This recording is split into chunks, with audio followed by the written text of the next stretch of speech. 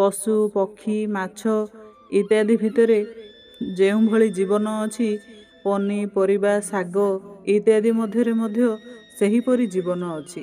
ଯଦି ମାଛ ମାଂସକୁ ଖାଇବା ଉଚିତ ନୁହେଁ, ମାଛ ମାଂସ ଖାଇଲେ ପାପ ହୁଏ, ତାହେଲେ କ'ଣ ଶାଗ ପନିପରିବା ଏଗୁଡ଼ିକ ଖାଇଲେ କ'ଣ ପାପ ହୁଏ ନା? ତାଙ୍କର ବି ତ ଜୀବନ ଅଛି, ତାଙ୍କୁ କିପରି ଆମେ ଖାଇପାରିବା?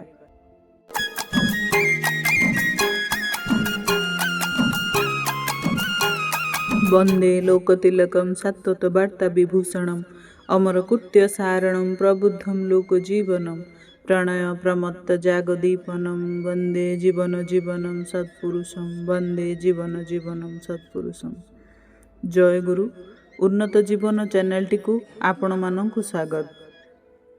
ଆଜିର ବିଷୟଟି ହେଉଛି ମାଛ ମାଂସ ଖାଇବାର ଯେତେବେଳେ କଥା ଆସେ, ଅନେକଙ୍କ ମନରେ ପ୍ରଶ୍ନ ଆସେ, ପଶୁ ପକ୍ଷୀ ମାଛ ଇତ୍ୟାଦି ଭିତରେ ଯେଉଁଭଳି ଜୀବନ ଅଛି, ପନିପରିବା ଶାଗ ଇତ୍ୟାଦି ମଧ୍ୟରେ ମଧ୍ୟ ସେହିପରି ଜୀବନ ଅଛି।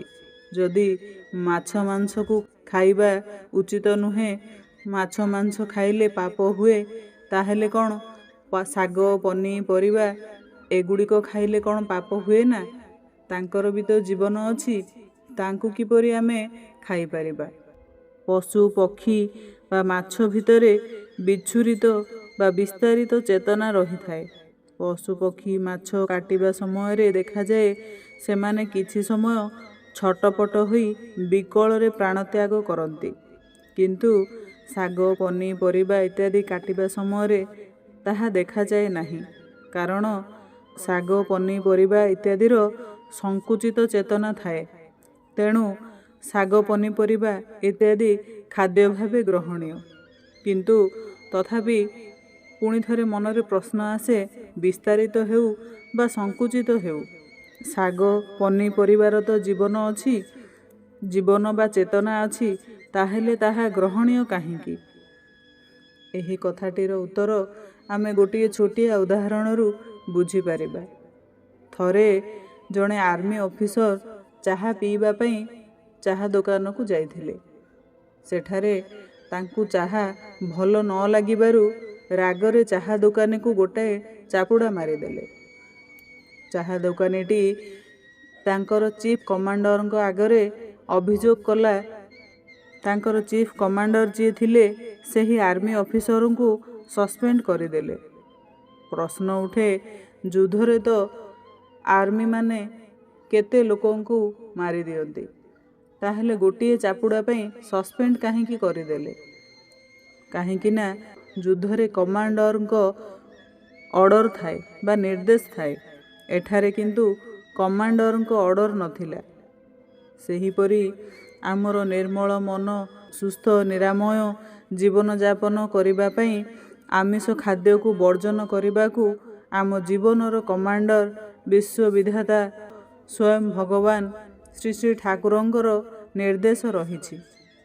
ତେଣୁ ଯାହାଦ୍ୱାରା ଆମେ ସୁସ୍ଥ ଶାନ୍ତ ସରଳ ମନର ଅଧିକାରୀ ହୋଇପାରିବା, ସେହିଭଳି ଖାଦ୍ୟ ଆମକୁ ଗ୍ରହଣ କରିବାକୁ ହେବ। ପ୍ରତ୍ୟେକ ଜୀବ ହିଁ ବଞ୍ଚିବାକୁ ଚାହେଁ, କେହି ମଧ୍ୟ ମୃତ୍ୟୁ ପସନ୍ଦ କରନ୍ତି ନାହିଁ। କିନ୍ତୁ ସେମାନଙ୍କୁ ନିଷ୍ଠୁର ଭାବରେ ଯେତେବେଳେ ହତ୍ୟା କରାଯାଏ, ସେତେବେଳେ ସେମାନଙ୍କ ମଧ୍ୟରେ ମୃତ୍ୟୁର ଭୟ ଜାଗ୍ରତ ହୁଏ ଏବଂ ତାଙ୍କୁ ଯେତେବେଳେ ଖାଦ୍ୟରେ ଗ୍ରହଣ କରାଯାଏ, ସେହି ଊର୍ଜା ମଣିଷ ଶରୀରରେ ମଧ୍ୟ କ୍ରିୟା କରେ, ଯଦ୍ୱାରା ମଣିଷ ଇନ୍ଦ୍ରିୟଗୁଡ଼ିକ ମଧ୍ୟରେ ସଂଯମତା ରକ୍ଷା କରିପାରେ ନାହିଁ।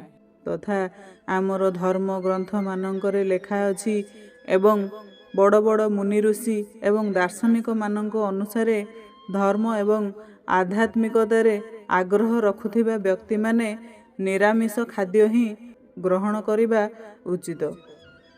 ଏମାନେ ନିଷ୍ଠୁରତା ଦ୍ୱାରା ପ୍ରାପ୍ତ କୌଣସି ଖାଦ୍ୟ ଖାଇବା ଉଚିତ ନୁହେଁ। ଯଜୁର୍ବେଦରେ ଅଛି, ତୁମେ ତୁମର ଈଶ୍ୱର ଦତ୍ତ ଶରୀର ବ୍ୟବହାର କରି ଈଶ୍ୱରଙ୍କ ଦ୍ୱାରା ସୃଷ୍ଟି ଜୀବମାନଙ୍କୁ ହତ୍ୟା କରିବା ଉଚିତ ନୁହେଁ। ସେମାନେ ମଣିଷ, ପଶୁ ବା ଅନ୍ୟ କିଛି ବି ହୋଇପାରନ୍ତି। ତେଣୁ ଆମେ ଆମର ଜୀବନର ଯିଏ କମାଣ୍ଡର ସ୍ୱୟଂ ଭଗବାନ ଯାହା ଆମକୁ ଅର୍ଡ଼ର ଦେଇଛନ୍ତି ବା ନିର୍ଦ୍ଦେଶ ଅଛି, ଯାହା ଖାଇଲେ ଆମେ ସୁସ୍ଥ ଏବଂ ନିରାମୟ ଜୀବନଯାପନ କରିପାରିବା, ସେହି ସବୁ ଖାଦ୍ୟ ହିଁ ଆମେ ଖାଇବା ଉଚିତ। ଶ୍ରୀ ଶ୍ରୀ ଠାକୁର ଅନୁକୂଳ ଚନ୍ଦ୍ର ସ୍ୱସ୍ତୟନୀ ସଦାଚାର ମାଧ୍ୟମରେ ମାଛ, ମାଂସ, ମାଦକ ଦ୍ରବ୍ୟ ନିଷେଧ କରିଛନ୍ତି। ତେଣୁ ତାଙ୍କର ଏହି ନିୟମକୁ ଆମେ ମାନି ଚଳିବା ଏବଂ ସୁସ୍ଥ ନିରାମୟ ଜୀବନଯାପନ କରିବା। ଆଜିର ଭିଡ଼ିଓଟିକୁ ଆମେ ଏଇଠି ସମାପ୍ତ କରିବା। ପୁଣି ଶ୍ରୀ ଶ୍ରୀ ଠାକୁରଙ୍କର ଅନ୍ୟ ଏକ ବାର୍ତ୍ତାକୁ ନେଇ ଆଲୋଚନା ରଖିବା। ଧନ୍ୟବାଦ।